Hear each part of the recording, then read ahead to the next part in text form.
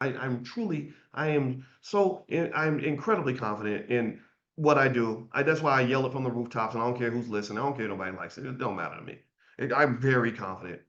But here's the thing that I figured out is that I can be great and you can be great at the same time. We just be two great ass people just sitting there having coffee, right? Like everybody in this room can be great.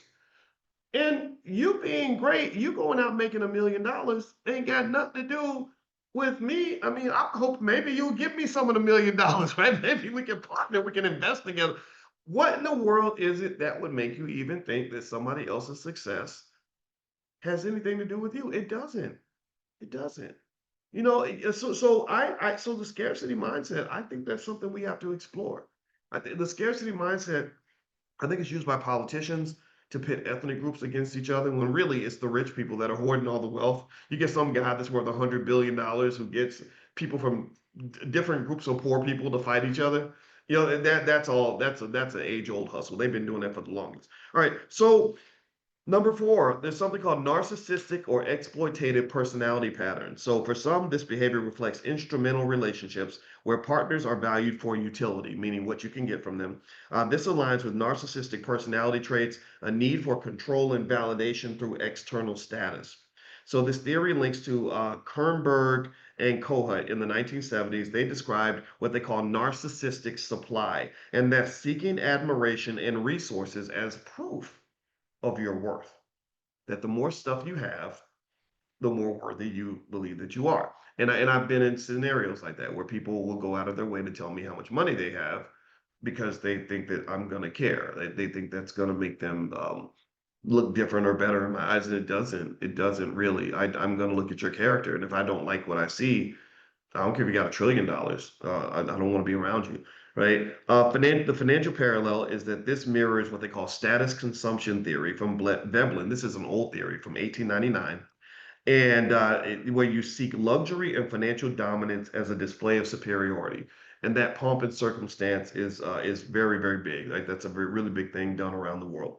Let's see next. There's also something that may relate to this called social conditioning and gendered economic power. So a lot of cultural norms teach a lot of women, unfortunately, especially when they're in patriarchal or unequal economies, that financial dependency is safety or success. Okay, so basically, there's a feminist economic theory and relational cultural theory from Jordan 1997. They note how power imbalances in labor and relationships can shape emotional choices. And that's true. When in a lot of relationships, the person that has the most money has a certain amount of power, and that can really drive the relationship. And so you got to be really careful when you align yourself with someone that's doing well financially, whether you're a man marrying a rich woman or a woman marrying a rich man. You have to sort of determine whether or not how that's going to play out in your relationship dynamics.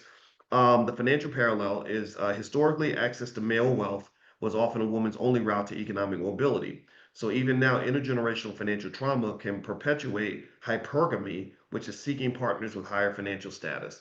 So ultimately, there's a gender side to this, right? Which maybe it might align with the idea that perhaps she feels empowered with this idea of harming and exploiting and victimizing men, which I think is just kind of interesting, right? That literally sometimes when you take feminism to the extreme, you get to the point where the most extreme feminists sometimes can be misguided into believing that they become empowered by emulating the behavior of the very worst and most abusive men.